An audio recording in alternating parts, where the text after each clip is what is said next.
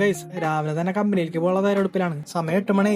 സൂര്യചണ്ണ കാണാനില്ല. സൂര്യചണ്ണ വെയിറ്റ് ചെയ്തിട്ട് ഞങ്ങൾ 4 പേരും കൂടി ഇവിടെ വെയിറ്റ് ചെയ്ത് നിൽക്കാം. ഈ നിൽക്കുമ്പോ ബോറടി മാറ്റാണ്ട് ഇതേ കണ്ടില്ലേ മസ്താങ്ക് എന്തിട്ടോ വണ്ടി ആയതുകൊണ്ട് തന്നെ അത്യാവശ്യം ലുക്ക് തന്നെയാട്ടാ കാണാൻ. അതിനിടെ കൂടെ ഓരോരുത്തർ സൈക്കിൾ ചവിട്ടി വരുന്നുണ്ട്. നമ്മുടെ റൂമിന്റെ ഫ്രണ്ട് ഭാഗമാണ് കേട്ടോ. അത്യാവശ്യം നല്ല ലുക്ക് തന്നെയാണ് കാണാൻ. വ്യൂ പോയിന്റ് ഒക്കെ അടിപൊളിയാണ്. ആളെ വെയിറ്റ് ചെയ്തിരുന്നിട്ട് നമുക്ക് ഇവിടെ പ്രാന്തായിട്ടാ കുറെ നേരെ കാത്തിരിക്കണു. എവിടെ പോയി കിടക്കണം കാണാണ്ടായപ്പോ ചിക്കേട്ടാ ആളെ വിളിച്ചപ്പോഴേ ആളവിടെ ലോക്കായി കിടക്കാന്ന്. കാരണം ഒരു കാലടാവ് കാറ് കൊണ്ടിട്ട് ആളുടെ വണ്ടിയുടെ മുന്നിൽ കൊണ്ടിട്ടു. അത് കാരണം വണ്ടി എടുക്കാൻ പറ്റാണ്ടായപ്പോ ഞങ്ങളവിടെ നിന്ന് മെല്ലെ നടന്നു. അതിൽ പുതിയൊരാളും കൂടി വന്നിട്ടാ.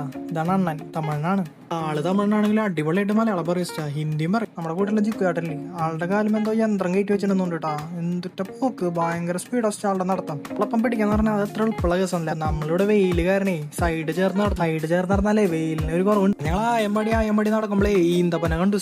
ഈന്തപ്പനയിലാണെങ്കിൽ ഈന്തപ്പഴം സെറ്റായി എടുക്കാട്ടാ. ഇനി അത് പൊട്ടിക്കാൻ വേണ്ടു. പക്ഷെ അവര് കവറൊക്കെ ഇട്ടിട്ട് മൂടിയിട്ടുണ്ട്. എന്തൊരു കേസ് എന്നറിയാം. റോഡ് ക്രോസ് ചെയ്യേണ്ട അവസ്ഥ നിങ്ങൾ കണ്ടാൽ തന്നെ നിങ്ങൾക്ക് മനസ്സിലാവും. ഓടിയിട്ട് വേണം റോഡ് ക്രോസ് ചെയ്യാൻ. ഒരു പ്രാവശ്യം പറഞ്ഞില്ല. പിന്നെ ഇവിടുത്തെ വെയിൽ എന്ന് പറഞ്ഞാൽ നിങ്ങൾക്ക് അറിയാലോ. സംഭവം ഇപ്പൊ കാണുമ്പോ നിങ്ങൾക്ക് 11 മണി 11:30 ശരി അല്ലാട്ടാ. 8 മണി ആയിട്ടുള്ളൂ. 8 മണി ആകുമ്പോഴേക്കും അമ്മ തിരിച്ചു കൂടാ. ഇവിടെ രാത്രി അറിയണമെന്നുണ്ടെങ്കിൽ സമയം നോക്കണണ്ട. കാരണം രാവിലെ മുതലേ ഒരു 8 മണി വരെ അല്ലെങ്കിൽ 7:30 വരെ പകല് കൂടുതലും രാത്രി കുറവാ. പ്രത്യേകത രാജ്യം അങ്ങനെയായിട്ട് അത് വിശേഷിപ്പിക്കാൻ പറ്റുള്ളൂ. ഒറ്റത്തേക്ക് നോക്കി നിങ്ങള് പൊട്ടിക്കണ്ട. അവിടെ എന്തോ ചുഴലിക്കാറ്റ് അങ്ങനെ എന്തോ സംതിങ് ആണ് നടക്കണം. നമുക്ക് കേൾക്കാളതാണ്. കണ്ണില് കരടും കാര്യങ്ങളൊക്കെ പോയിട്ട് ആകെ മൂഞ്ചിരിക്കുക. അങ്ങനെ നമ്മള് ഡ്രെയിനേജ് വണ്ടികളുടെ ഇടയിൽ കൂടെ നടന്നു. അപ്പൊ അങ്ങനെ ആവുമ്പളേ നമുക്ക് വെയിലും കൊള്ളണ്ട പൊടിയും കൊള്ളണ്ട. പിന്നെ അടുത്ത തറകാരനെ ഞങ്ങളെ നടത്തത്തിന്റെ സ്പീഡ് കൂട്ടി.